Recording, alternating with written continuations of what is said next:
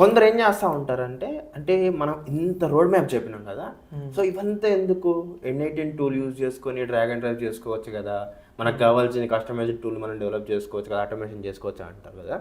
So దీని గురించి కొంత ఎక్స్ప్లెయిన్ చేస్తారా? N8 టూల్ అనేది చాలా మంచిదే అండి, నేను దాన్ని తప్పు పట్టట్లేదు. కానీ దాంట్లో చాలా లిమిటేషన్స్ ఉన్నాయి.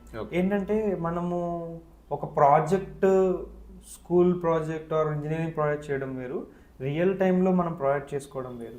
ఓకే, సో N8 అనేవి ఏమవుతుందని అంటే there are lot of complications. For example ఆ టూల్ని మనం ఆథరైజ్ చేయొచ్చా, కమర్షియల్ యూజ్ చేసుకోవాలంటే, ఇప్పుడు మీరు ఏదైనా ప్రాజెక్ట్ చేశారంటే వేరే వాడిది ఏదైనా వాడచ్చు. అంటే ఇది ఎలా ఉంటుందంటే, మీరు ఐబొమ్మ ఇలాంటి సైట్స్ ఉంటాయి కదా, అందులో మూవీస్ చూడొచ్చు కావాలనుకుంటే, దాన్ని తీసుకెళ్ళి మీ యూట్యూబ్ ఛానల్లో పెడతారా?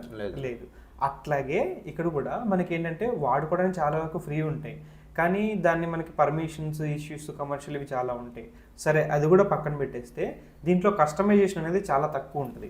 అంటే క్లయింట్ నాకు ఎలా కావాలంటే అలా అని చెప్తూ ఉంటాడు changes.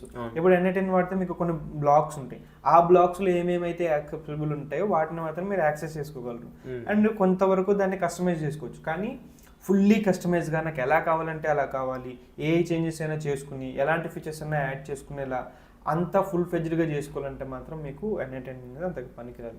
But very basic, like for example మీకు ఒక అలారం డైలీ ఒక టైంకి కావాలి, లేదంటే మీకు ఏదైనా టాస్క్ గుర్తు చేయాలి, లేదంటే ఏదైనా చిన్న నోట్ ప్యాడ్ అప్లికేషన్, క్యాలిక్యులేటర్, ఇలాంటివి చిన్న చిన్న అప్లికేషన్స్, అంటే రిపీటెడ్ ఏమీ లేనివి, లాగిన్ ఏమీ లేని, ఇలాంటివి చాలా వరకు N8లో చేసుకోవచ్చు. కానీ కాంప్లెక్స్ అప్లికేషన్స్ అంటే కష్టం. ఓకే.